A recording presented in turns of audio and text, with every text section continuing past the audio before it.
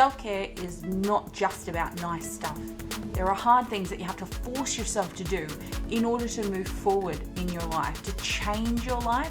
You can't just dye your hair. Hey everyone, and welcome to my channel. My name is Sam. On this channel, I am practicing my own self-care. I tried to launch the channel a few years ago, educating others about how important self-care was, but I wasn't really actually practicing it myself, so we're gonna try again. Why is self-care so important? We hear it talked about a lot. Self-care, a lot of it is just nice things that you do for yourself. Shaving your face, washing your legs, washing your face, or shaving your legs. Whatever floats your boat.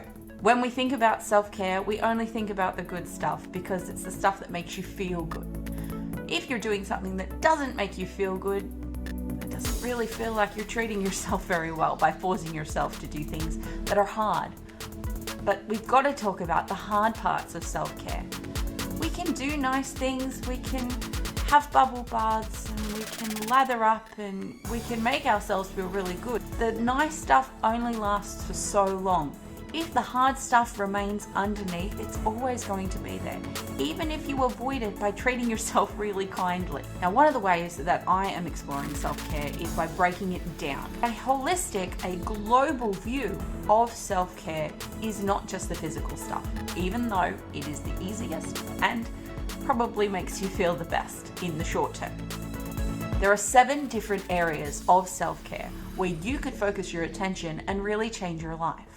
So let's get into them. Number 1, physical self-care. I know, I said it wasn't just about that, but to be honest, it's a big part of it. It's not just about treating yourself kindly. It's also about doing things that are going to make you feel better for the long term, not just a quick fix that's going to feel good right now. Drinking enough water today probably will feel all right. If you drink enough water for a month, how good are you going to feel in 60 days, in 90 days, in a year? If you can commit to just drinking water, what other things are you going to be able to change? It also comes down to eating the right kind of foods, not just the foods that are delicious. Now, believe me, I'm a fan of foods that taste delicious, and I'm not a fan of veggies. I just don't like most of them, but I'm working on it. I'm going to find ways to make them delicious because I want to be the kind of person who treats my body with kindness and not just giving you things because they taste good, but they do bad things for you.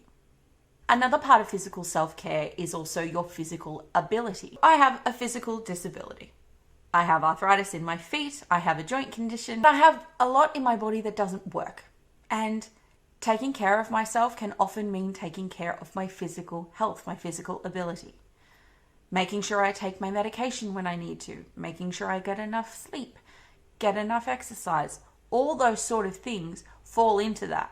So then we move on to area number 2, emotional self-care.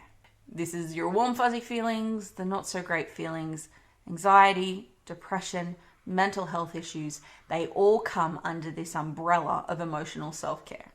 I am a big advocate of therapy, not just because I've been in therapy a lot. I've also studied psychology. I can see how beneficial talk therapy can be, along with a myriad of other kinds of therapy. And if you have emotions that are not helping you right now, that are not working for you, therapy might be the way to go. You owe it to yourself to be in the best possible mental health you can be. And one of those ways is therapy, to deal with things. There are other things you can do to deal with your emotions. Maybe journaling. I do journaling every night. Something I didn't really used to enjoy. I'm getting in the groove. Some people like doing bullet journals and getting really creative with pencils and crayons and drawings and tracking their mental health, their mood, their triggers. Anything that you find helpful for dealing with your mental health, this is the place to practice it.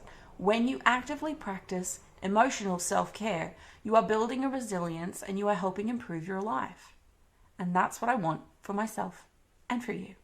Then we come to mental self-care.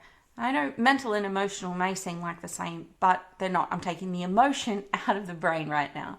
With mental self-care, we are talking about things that require mental resilience. We're talking about school. We're talking about work. We're talking about hobbies. The place where your brain is intellectually stimulated to come up with creative responses, ideas, solutions, things that you had never thought of before or even considered as a possibility. Where your brain works on that stuff is in mental self-care. The fifth area of self-care is your authentic self-care. It felt a bit weird to say authentic self-care. So authentic self-care is about who you are on the inside. What are your values? What makes you you? What are your goals? What are your dreams? What is your purpose? Do you have one? Do you believe in them? All of these things kind of fit into your authentic self-care. For some people, religion belongs here. When you dedicate time to figuring out who you are, where you belong, and what you want, that helps your life change, because you realize, if I want this, but I am acting like this, I'm never going to get there. I want to educate people about how important self-care is, but I'm not going to do that by sitting on my couch watching Netflix, even though it is super fun. And a Netflix binge is probably like one of my favorite things to do. It wasn't helping me get to where I need to go. As a result, I don't think I've watched TV in 2 or 3 days, because I have been busy working on the things that I do value. Coming around to number 6 is relationships. Relationship self-care is all about cultivating the relationships that you have and the relationships that you want by working on how you operate within those relationships. So I am going to be talking about relationship counseling, because my husband and I went through that and it was awesome. And I think everybody should try it at least once.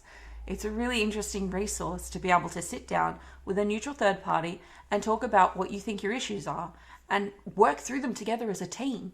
Because with relationship problems, often it's not you versus your partner, it's you and your partner versus your problem together. When you join up, you become more successful, because you have twice the chance of success than you do if you're trying to tackle the problem alone.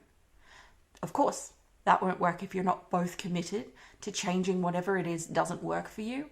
But thank goodness we both were committed, and it changed our lives, because now we're married with 2 children and having the life that we never thought that we would have when we were stuck in those toxic behaviors that weren't doing anyone any favors. But relationship self-care is not just about romantic relationships. It's about your friendships. It's about how you communicate with other people. Do people think you're brash and overly honest? Maybe your delivery needs work.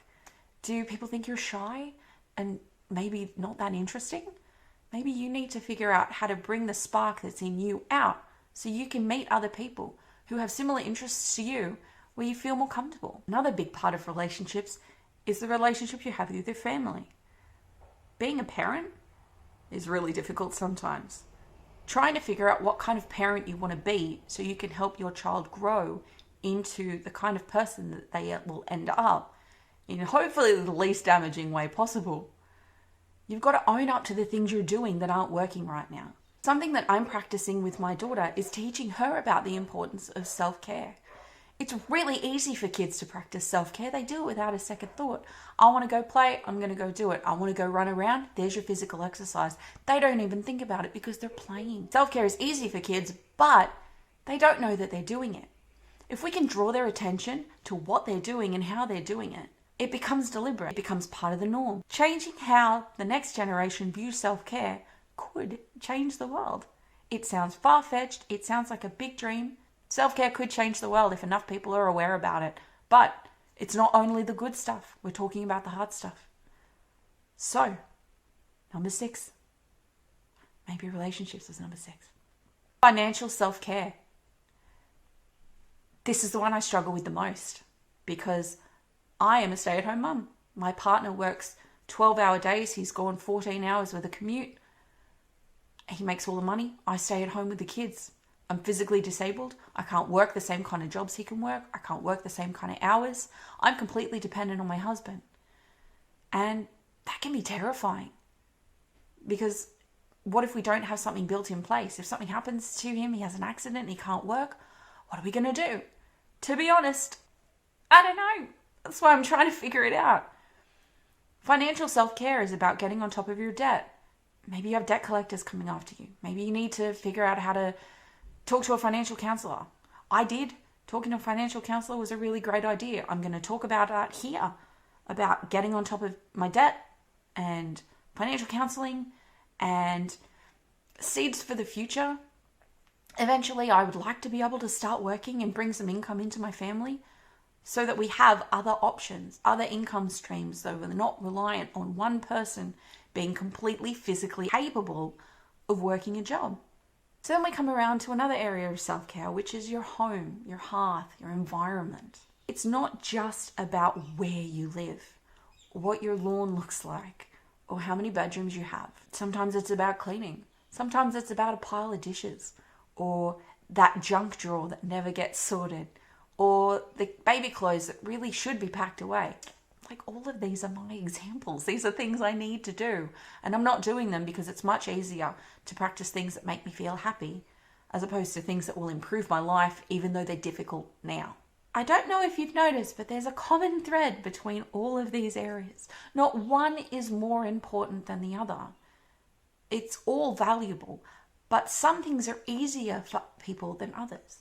Some people are financial whizzes. The idea of going through the Barefoot Investor and putting all your money in dedicated accounts and investing and making your money work for you. Some people love that stuff and are really good at it.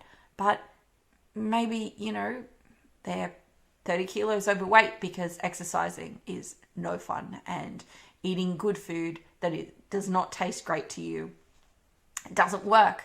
So your physical self-care is suffering, your financial self-care is awesome. But if you can bring some sort of balance, dedicate a little less time to the finances once they work for you, and a little more time into your physical self-care, then you get a little more balance. Once you work on one area, it brings about things that you could work on in another. As you eventually work on all of these areas together, they start to fit into this puzzle. All of the pieces connect. Your physical self-care is important. If you aren't taking care of yourself physically, you're going to suffer in other areas. At a bare minimum, if you aren't drinking enough water, if you are dehydrated, your brain will not function properly. Your brain is mostly water. It needs water to function. If you are dehydrated, your mental self-care is not going to happen. You're going to be less effective at work. If you're less effective at work, your finances are going to suffer. You may not get the promotions that you thought you might, or your performance won't be as great. And then your finances impact your home life. Maybe you can't afford the home that you thought you'd live in. Maybe you have to shift things around. Maybe a relationship suffers because your finances are so tight. You guys are always fighting about money. That has a toll on your emotional self-care because your emotions really dictate how you feel about not just the world, but about yourself. And then if you're hating on yourself because you can't make enough money, because your job isn't working for you, because all these pieces aren't fitting together, your authentic self-care suffers. What you're doing right now is not working for who you truly are. Everything fits together. I'm not saying drinking more water is going to get you a promotion and save your relationship. What I am saying is by actively deciding to drink more water, tracking that habit and making sure that you achieve that goal, it becomes so much easier to achieve other goals. The long-term effects of not doing the good things for us, they're also far away. It's not immediate gratification. It's not an immediate result of don't drink water, get dehydrated and die. That takes a really long time. In fact, sometimes it takes such a long time to notice the bad stuff's happening that it really creeps up on you. In my case, I regained all of the weight I lost last year because it happened so slowly and I was making choices that were contributing to that end goal, but it seemed so far away. I was so sure I would get back on top of things, and I didn't. By dealing with things now, small things, incremental things, you will eventually build a life that's awesome in every area, not just in one or two areas. If all of these areas click into place, I can only imagine what life would be like. That is my goal, to work on these 7 areas of self-care deliberately. I am focused on building personal daily habits like hygiene and going outside and drinking enough water and things like that, so that a lot of these areas are already taken care of. So on the weekends, I can deal with the bigger things. I can't tell the future. I don't know what's going to happen if I actively work on these areas. I've never worked on all 7 areas at once, but I have noticed dramatic change, and I mean dramatic change, from my life before I started taking care of myself to after. I have a theory that if I work on all of these deliberately and build it into my life is going to change. But I have no proof. That's what this channel is about. I'm going to document everything here. You're going to see it. Failures, successes, all of it. And then we're going to see if my theory pans out. I remember what it was like to take care of myself and like who I was.